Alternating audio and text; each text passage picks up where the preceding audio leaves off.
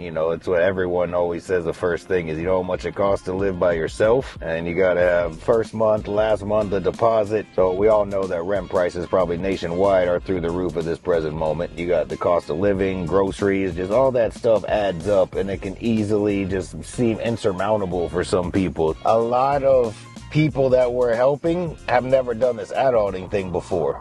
Back again with another video. My name is Justin Hallis. I serve as Executive Director of Hand Up to Victory, where we help those that struggle with addiction and alcoholism start their recovery journey. So have over 15-year drug addict and now have over 10 years clean and sober. And so I've just made it my life's mission to help those that are struggling in that same area to live a victorious life. And so today we're going to talk about, I'm sure, a topic that affects so many people, and it's the impact of inflation on recovery.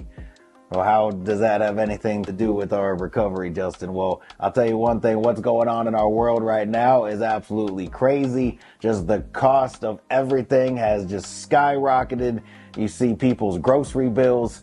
I don't know what y'all are spending out there, but I don't know if you want to know what I have to budget for my weekly grocery bills with a wife and 3 kids. A lot of times we spend almost $400, sometimes even more than that a week on groceries. Vehicles cost more than they once did.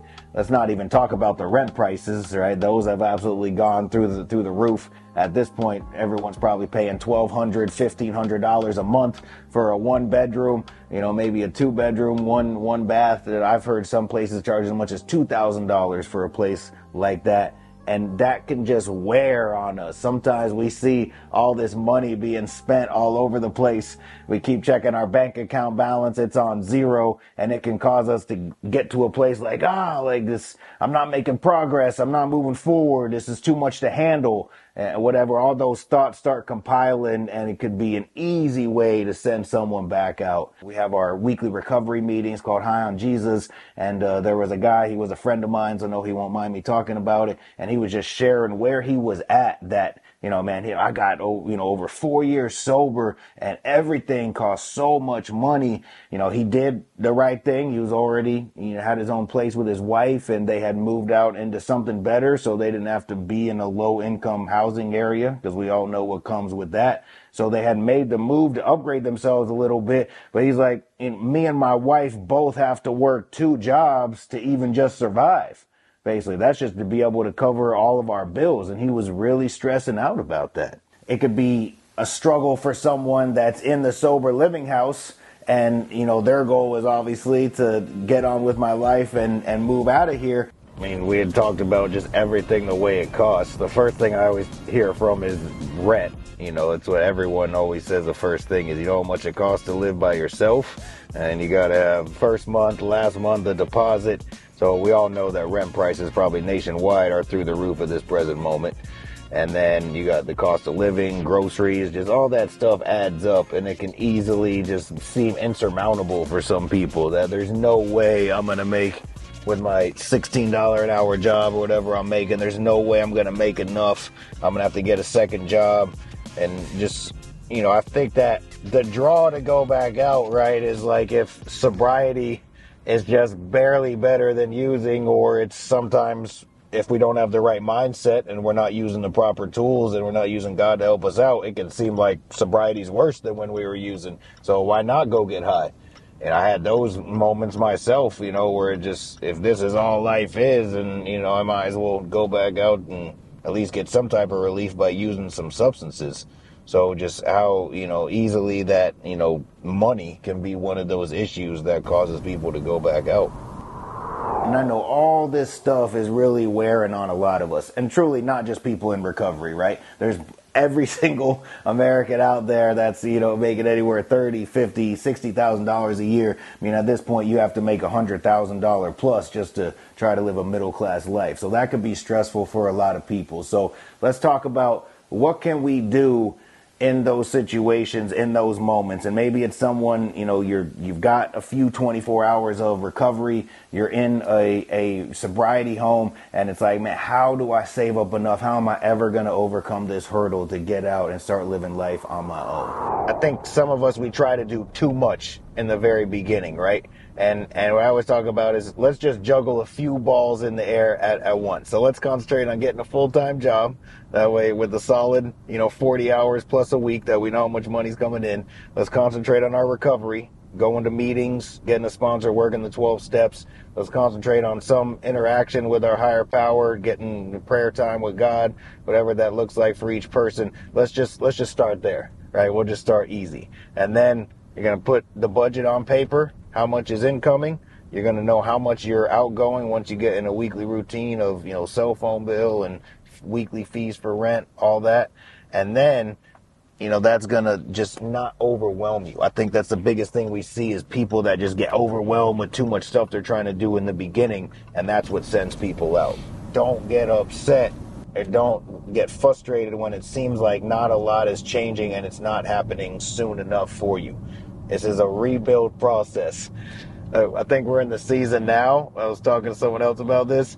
They see me and Bonnie 10 years into it, and they come in and they're like, oh man, we want this, we want that, we want to be like you guys. And I'm like, hey, you didn't see me and Bonnie at year 1. You didn't see us at year 2 when we were living check to check, when we were going to food pantries, when we were scrapping every dime that we could. And so, don't forget, some of these people that you see that are farther along, like they were in the rebuild process too. It took them a while to be able to get to the point of building these things back and having nicer things in their life. So it's coming.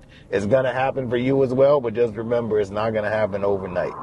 We help people that are in this stage. And I speak directly into this point because I know how hard this can be for a lot of people. And I know how many people that I've seen go back out, because when we first get sober, a lot of changes happen fast.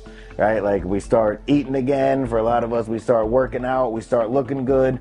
We get a full-time job, and then we get a little money in our pockets. Now we got a roof over our heads at a sober living house. We got food in the fridge. Like we get all this stuff. It happens all at once kind of in the beginning.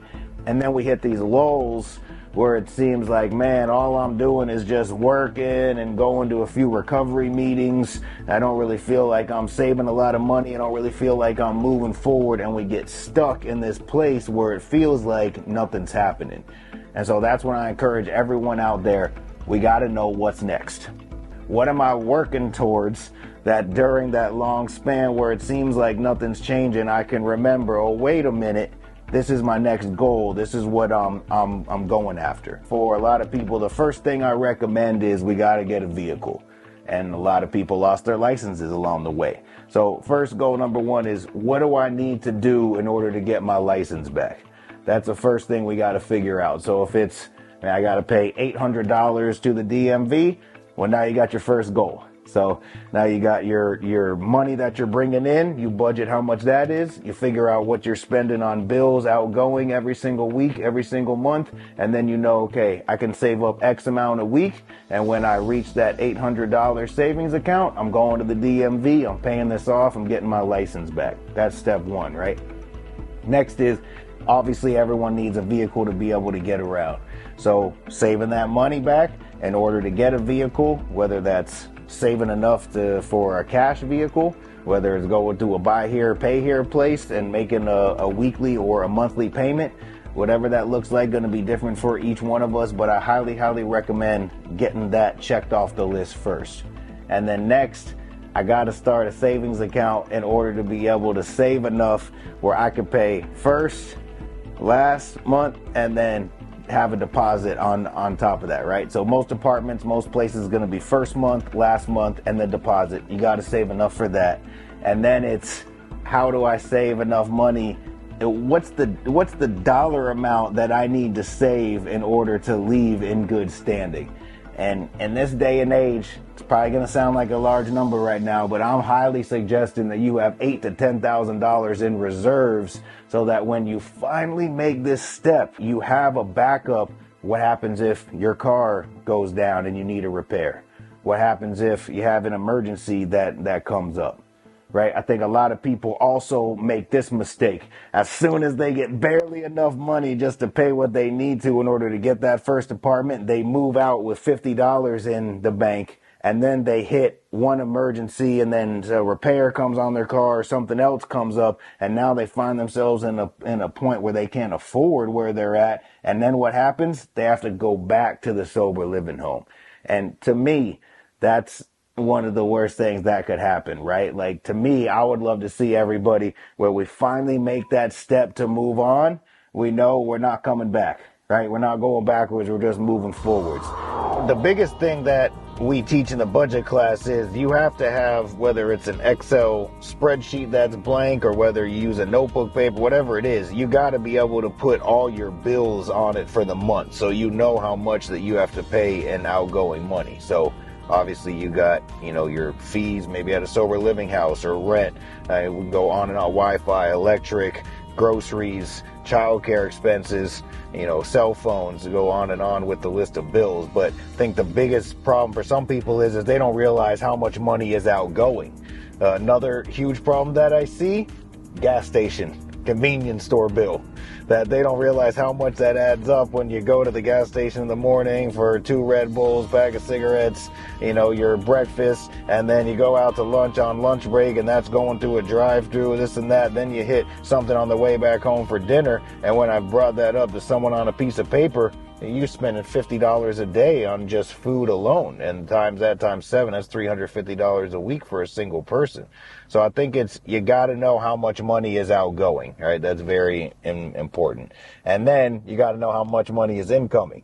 You got to know how much money, to the best of my ability, can I budget, be able to see what's my, weekly check that comes in. But once you get on paper what's incoming and what's outgoing, it's going to make it way easier to see, okay, so every week I have at least, if I'm somewhat smart, $75 or $100 that I can save, that I can put back, and that's what I can keep putting back week after week after week until it adds up and I'm able to pay off my license, or I'm able to save for that car, whatever goal that we're going towards. And so I highly recommend that you take that time to budget your money that you get with your income, that you see how much that you're spending outgoing every single week, every single month. And please save enough so that you got a little bit of a backup in order so that you can keep moving forward and you don't have to go back to the place that you were trying to leave. So that's it. Love you guys. I encourage you to journey with us on all our other videos. We're doing a lot of topical videos. We got full-length messages. We got some new and exciting stuff coming out, some podcasts in the future. So please, if you haven't yet, throw a subscribe, like this video. Feel free to comment what spoke to you, and we'll see you next time. You got to start seeing yourself the way that God sees you. Freed us from the slavery of addiction. Bless us in so many ways. Like it talks about in the Bible, that unity that's going to bring people to Christ. When you pray those prayers from a place of desperation, no matter what is going on in my life, God has this covered.